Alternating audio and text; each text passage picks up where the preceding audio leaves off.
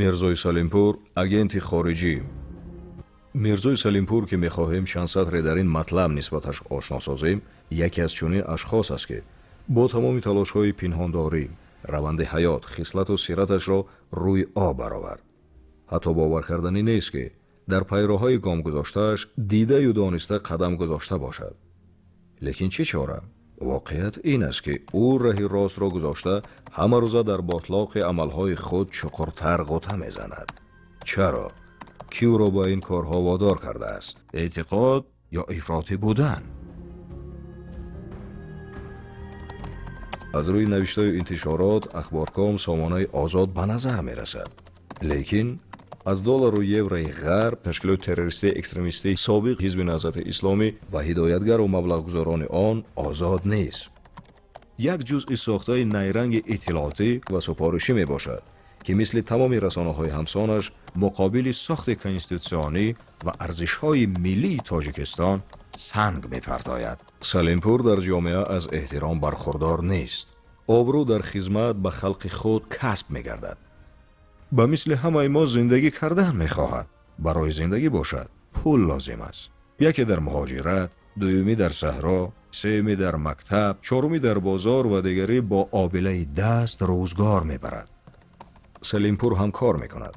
хабарҳоро аз калу кур ҷамъ мекунад, бо коркард каме муболиға, таҳриф ва зам кардани оҳанги моҷаро мефурӯшад.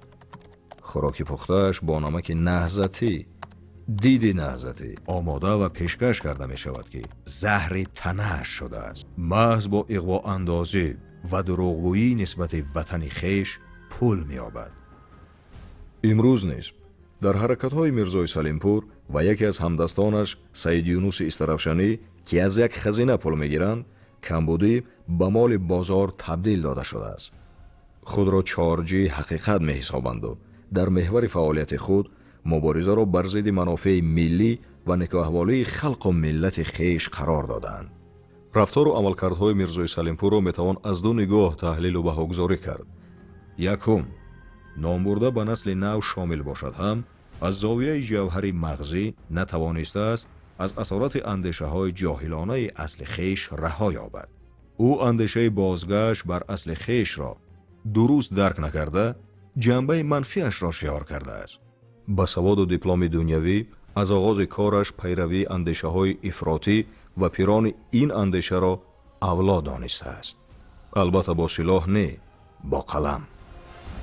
баъди оғози давраи нави фаъолияти террористони наҳзатӣ дар аврупо, мирзои салимпур ки то ин дам дар радиои озодӣ фаъолият дошт, бо баҳонаи ҷур наомадан бо ҳамкоронаш аз радиои озодӣ ронда шуд ва сомонаи ахборкомро таъсис дод. албатта бо маблағгузории сарпарастони ташкилоти террористии экстремистии собиқ ҳизби наҳзати исломӣ аз ғарбу шарқ. акнун чанд солест ки бо пахшу нашри таҳлилу иттилоот ва хабарҳои иғвоангезу бардурӯғ мехоҳад ки дар ҷомеаи тоҷик шӯълаи нифоқро барангезад. такрори муқовиматҳои нави шаҳрвандиро вазифа ва рисолати худу ҳамдастонаш медонад. дуюм, фаъолияти мирзои салимпурро мебояд аз нигоҳи қонун таҳлилу баҳогузорӣ кард. ҳамчун агенти хориҷӣ дар дигар кишварҳо аз ҷумла дар федератсияи Россия 25 ноябри соли 2017 қонун дар бораи воситаҳои ахбори омма қабул гардид ки дар миёни ҷомеа бо қонуни агентҳои хориҷӣ маъмул аст. яъне аз назари қонун дар бораи воситаҳои ахбори омма ҳам мирзои салимпур ва ҳам он шаҳрвандони тоҷикистон ки барои ӯ маълумот ирсол медоранд агенти хориҷӣ дониста мешаванд.